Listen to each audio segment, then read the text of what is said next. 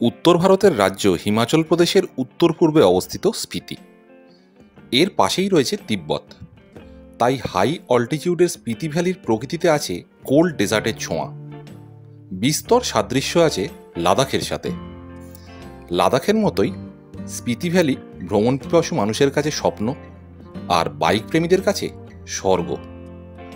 কিন্তু স্পিতি ট্যুর সময় সাপেক্ষ ও খরচ সাপেক্ষ, তার সাথে আছে শারীরিক ধকল। তাই সুস্থভাবে কোনো রকম শারীরিক অসুবিধার সম্মুখীন না হয়ে স্পিতি ট্যুরকে 100% উপভোগ করার জন্য ভীষণভাবে প্রয়োজন স্পিতি সম্পর্কে সম্যক ধারণা আর সঠিক ট্যুর প্ল্যান। হিমাচল প্রদেশের উত্তর পূর্বে অবস্থিত এই রাজ্যের বৃহত্তম জেলা লাহুল স্পিতি। এর উত্তর দিকের ভূখণ্ড লাহুল আর দক্ষিণের ভূখণ্ড স্পিতি। লাহুল আর স্পিতিকে আলাদা করেছে 15,060 ফিট উচ্চতার কুঞ্জুম পাস।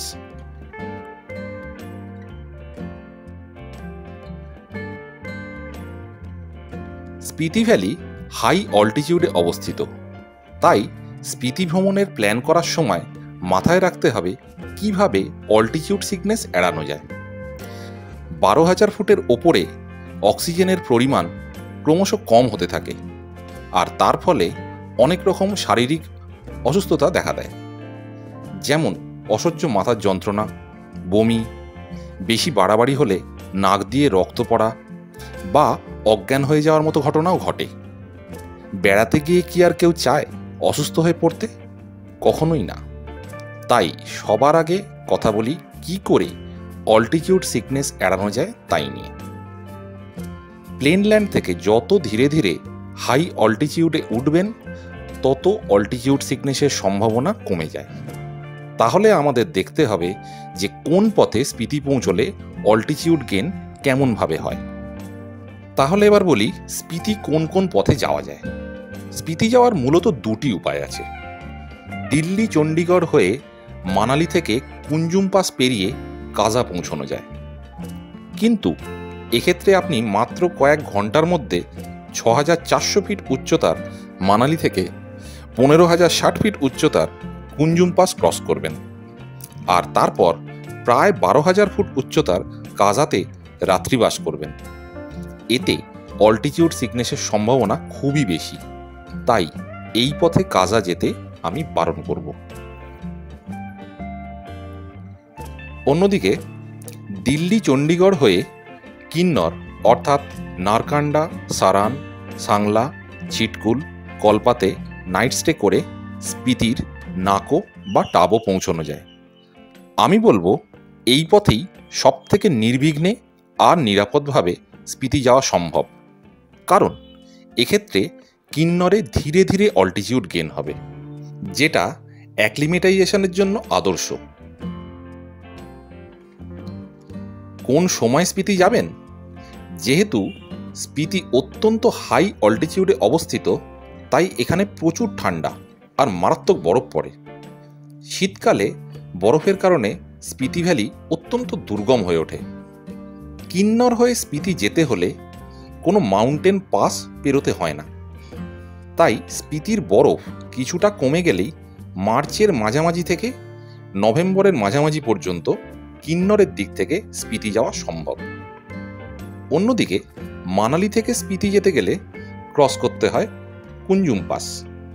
কুঞ্জুম পাস খোলা থাকে জুনের মাঝামাঝি থেকে অক্টোবরের শুরু অবধি, কাজেই কেবলমাত্র এই সময়ের মধ্যেই মানালি থেকে স্পিতি যাওয়া সম্ভব।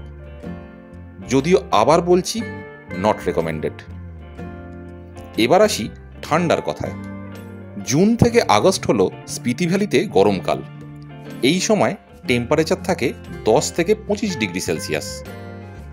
মেতে 4 থেকে 18 ডিগ্রি সেলসিয়াস, আর সেপ্টেম্বর থেকে অক্টোবর 2 থেকে 15 ডিগ্রি সেলসিয়াস। কিন্তু স্পিতি ভ্যালিতে পাহাড়ের মনোমুগ্ধকর রঙের খেলা যদি দেখতে চান, তাহলে সেরা সময় হলো সেপ্টেম্বর মাস।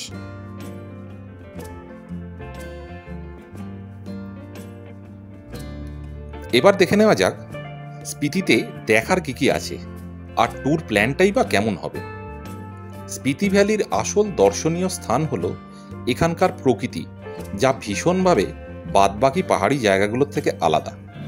স্পিতি ভ্যালির পাহাড়ের রং আপনাকে মুগ্ধ করতে বাধ্য। তবে আমরা স্পিতি পৌঁছানোর আগে কিন্নর ঘুরতে ঘুরতে যাব। শুরু থেকে শুরু করা যাক।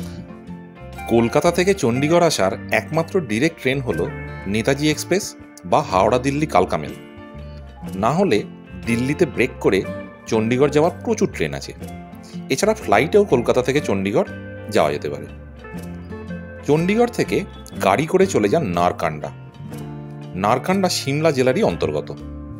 এখানে ট্রেক করে দেখে নিন হাতু পিক আর হাতুমাতার মন্দির।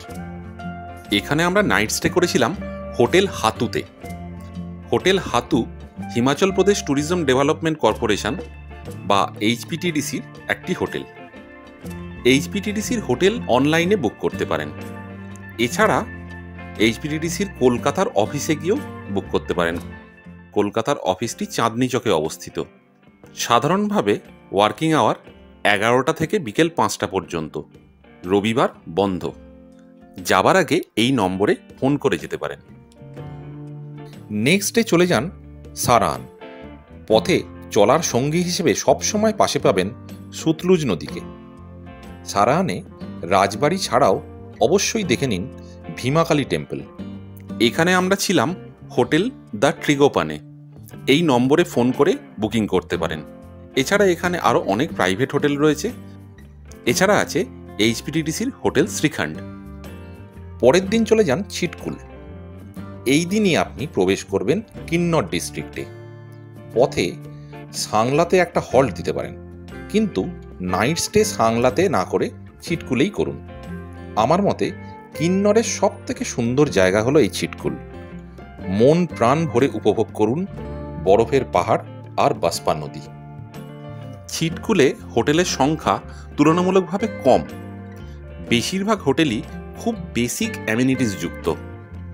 এর মধ্যে সামার রিসর্ট ছিটকুল হাইটস হোটেলটি যথেষ্ট ভালো এবং সমস্ত রকম আধুনিক সুযোগ সুবিধাযুক্ত। এই নম্বরে ফোন করে বুকিং করে নিতে পারেন। ওয়েবসাইটের লিঙ্কও দিয়ে দিলাম। নেক্সট ডে ছিটকুল থেকে বেরিয়ে চলে যান কল্পা। এখানে দেখে নিন চিনি আর রোগী ভিলেজ। আর এছাড়া ওয়েদার পরিষ্কার থাকলে কিন্নর কৈলাস তো রয়েছেই।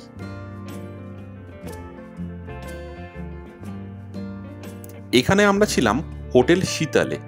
এই নম্বরে ফোন করে বুক করা যায়। এছাড়া এখানে রয়েছে HPTDCর the Kinner Kailash, sun and snow cottage আর কৈলাস কটেজ। এছাড়াও অনেক প্রাইভেট হোটেল রয়েছে। বলে রাখি, হোটেল শীতল থেকে কিন্তু ডিরেক্ট কিন্নর কৈলাসের ভিউ পাবেন না। এর পরের দিনই আপনি কিন্নর ছেড়ে স্পিতিতে প্রবেশ করবেন। এই দিন কালপা থেকে সকাল সকাল বেরিয়ে চলে যান টাবো। স্পিতি ভ্যালিতে ঘোরার নিয়মই হলো সকাল সকাল স্টার্ট করা, কারণ এখানে বেলা বাড়ার সাথে সাথে হাওয়ার গতিবেগ বেশ বাড়তে থাকে। এখানে প্রচুর স্টোন শুটিং এরিয়া আছে, যেখানে যখন তখন পাহাড়ের ওপর থেকে পাথর পড়ে। হাওয়া বেড়ে গেলে পাথর পড়ার সম্ভাবনা স্বাভাবিকভাবেই বেড়ে যায়। তাই স্পিতি ভ্যালিতে দিনটা সকাল সকাল শুরু করুন। এদিন পথে খাবে দেখে নিন সুতলুজ আর স্পিতি নদীর সঙ্গম। খাব থেকে আপনার পথের সাথী হবে স্পিতি নদী, আর এখান থেকেই প্রকৃতি পুরো বদলে যাবে। মনে হবে যেন কোনো রূপকথার দেশে এসে পড়েছেন। তবে স্পিতি ভ্যালি ভয়ঙ্কর সুন্দর। এদিনই আপনি ক্রস করবেন মালিং নালা, যা পৃথিবীর ভয়ঙ্করতম রাস্তাগুলোর মধ্যে অন্যতম। দুপুরে লাঞ্চ সেরে নিন নাকোতে। বলে রাখি, নাকোতে কিন্তু অসাধারণ মাটন মোমো পাওয়া যায়। তারপর চলে যান গিউ ভিলেজ। গিউ ভিলেজে 500 বছরেরও বেশি পুরনো একটি মামি রাখা আছে, যার দাঁত এখনো অক্ষত। এখানে যাওয়ার জন্য মেন রাস্তা ছেড়ে কিছুটা অন্য রাস্তায় যেতে হবে, আবার সেই রাস্তা ধরেই ফিরে আসা। টাবোতে আমরা নাইট স্টে করেছিলাম হোটেল টাইগার ডেনে। এই হলো বুকিংয়ের নাম্বার। এর আশেপাশেই আরও অসংখ্য হোটেল আছে, তবে টাবোতে এইচপিডিসির কোনো হোটেল নেই। পরদিন সকালে দেখে নিন 996 খ্রিস্টাব্দে নির্মিত টাবো মনেস্ট্রি।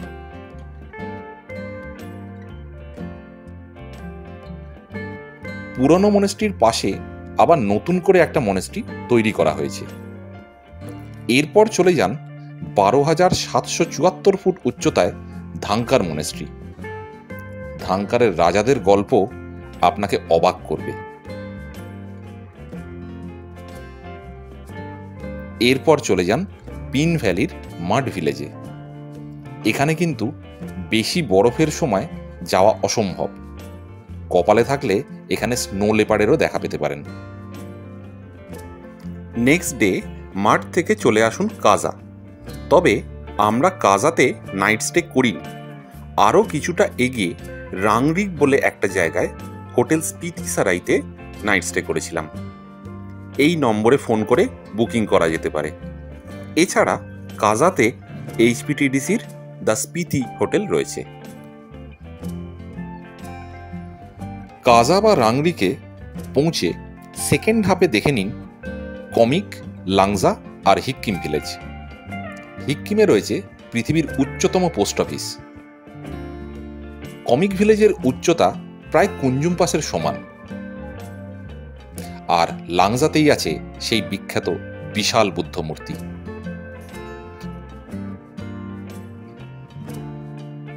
পরের দিন সকালে ঘুরে নিন কি মনেস্ট্রি আর কিব্বার ভিলেজ।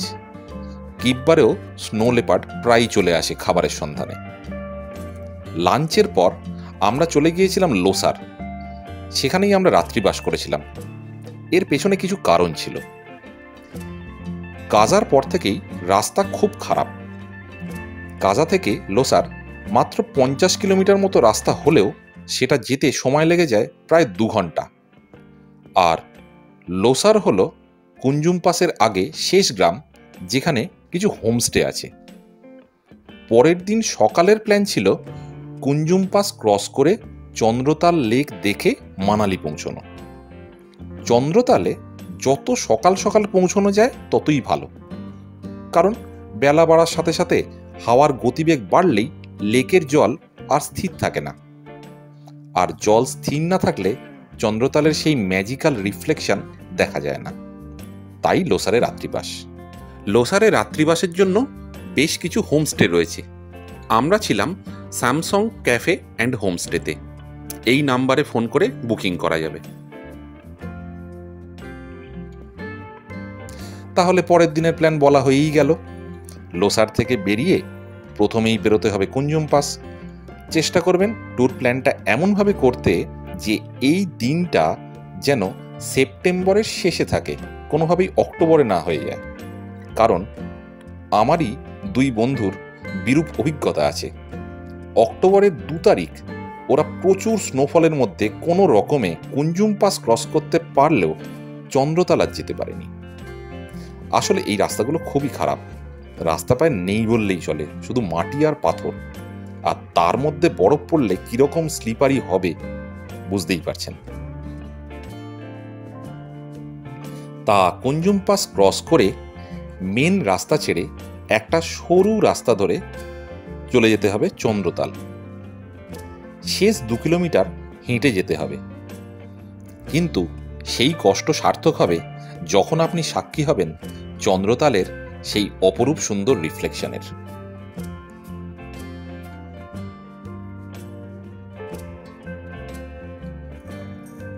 এরপর চন্দ্রতাল থেকে ফেরার পালা। ওই একই পথে ফিরে আসতে হবে। তারপর বাতালে রাস্তার ধারে ধাবাতে বসে লাঞ্চ সেরে নিন। এরপর কিন্তু বহুদূর আর কিচ্ছু পাবেন না। বাতাল থেকে গ্রামফু হলো এই ট্রিপের সব থেকে খারাপ এবং ভয়ঙ্কর রাস্তা। ঘন্টায় 20 কিলোমিটারের বেশি যাওয়া সম্ভব নয়। গ্রামফুতে গিয়ে আপনি এসে পড়বেন মানালি লে হাইওয়েতে। সেখান থেকে আবার দুর্দান্ত রাস্তা। সেই রাস্তা ধরে অটল টানেল ক্রস করে চলে আসুন মানালি। এই হলো একবারে স্পিতি ভ্যালি পুরোটা কভার করার মতো একটা ট্যুর প্ল্যান। একটু বেশি দিন সময় লাগবে ঠিকই, কিন্তু সেপ্টেম্বরে যদি এই প্ল্যান অনুযায়ী স্পিতি ট্রিপ করতে পারেন তাহলে সেটা প্রায় মোক্ষ লাভের সমান। আরও কিছু জিজ্ঞাসা আছে? নির্দ্বিধায় কমেন্টে লিখুন। I am always happy to help for travel. তাহলে এই এপিসোডটা এখানেই শেষ করছি। খুব শিগগিরই ফিরে আসব পরের ভিডিও নিয়ে। Till then, good bye. এই ভিডিওটা ভালো লেগে থাকলে লাইক, শেয়ার আর সাবস্ক্রাইব করতে ভুলবেন না কিন্তু।